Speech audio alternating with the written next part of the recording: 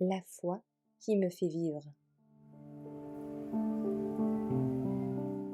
Une lumière brillante et sainte, le 29 septembre, le foyer qui dure. Afin que vous soyez irréprochables et inoffensifs, fils de Dieu sans reproche, au milieu d'une nation tortueuse et perverse, au milieu de laquelle vous brillez comme des lumières dans le monde. Philippiens 2, verset 15. La mission du foyer s'étend au-delà de ses propres membres.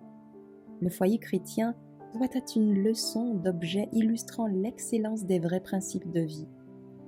L'influence d'un vrai foyer sur les cœurs et les vies humaines est bien plus puissante que tout sermon que l'on peut prêcher.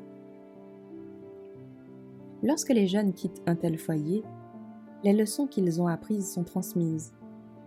De nobles principes de vie sont introduits dans d'autres foyers. Et une influence édifiante s'exerce sur la communauté.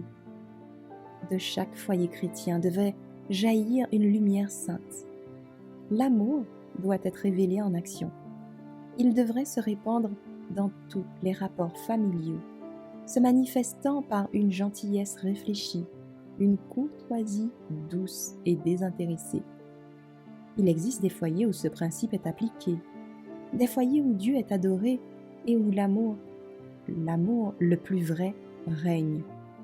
Dans ces foyers, la prière du matin et du soir monte vers Dieu comme un doux encens, et ses miséricordes, ses bénédictions descendent sur les suppliants comme la rosée du matin. Tous peuvent voir qu'il y a une influence à l'œuvre dans la famille qui affecte les enfants, et que le Dieu d'Abraham est avec eux. Si les foyers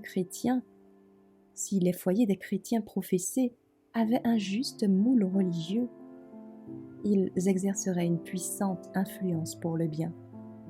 Ils seraient en effet la lumière du monde.